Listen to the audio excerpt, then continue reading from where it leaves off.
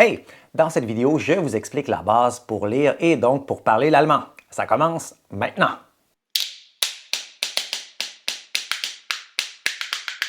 Quand on apprend une nouvelle langue, c'est important d'apprendre les sons de cette langue, donc la phonétique. Et ici, ce que j'aimerais surtout expliquer, c'est les combinaisons de lettres et les lettres qui sont uniques à l'allemand pour être au moins capable, par exemple, de lire le nom d'une rue à quelqu'un et que cette personne-là comprenne et d'arriver également à demander certains mots parce que si on n'arrive pas du tout à les prononcer, c'est difficile de demander. On commence! Le SZ. Alors ça, c'est une lettre qui est unique à l'allemand.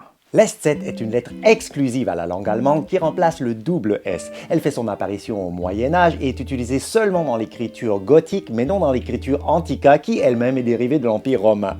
Le débat dure encore aujourd'hui puisque la Suisse et le Liechtenstein ont supprimé son usage alors que l'Autriche et l'Allemagne l'utilisent encore. Ils ne s'entendront jamais.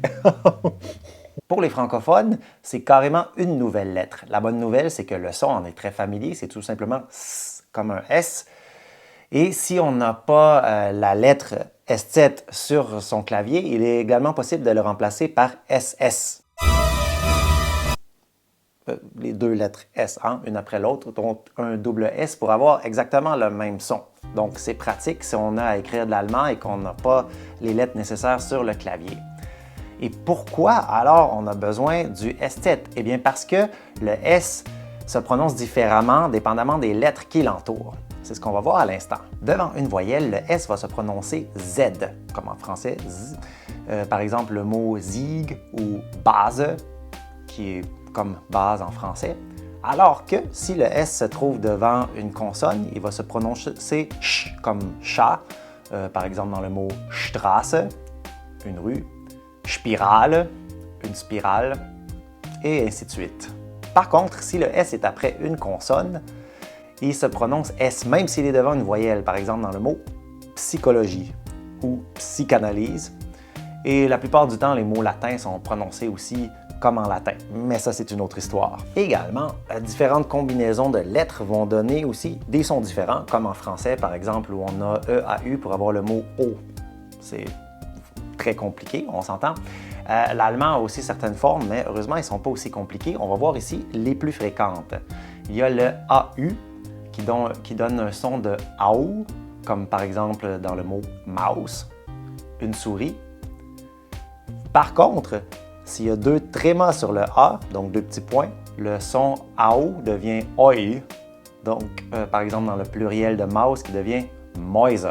AU, AU et A tréma U, OI. Ensuite, on a le son EI qui devient un I, comme par exemple dans le mot schneiden, couper.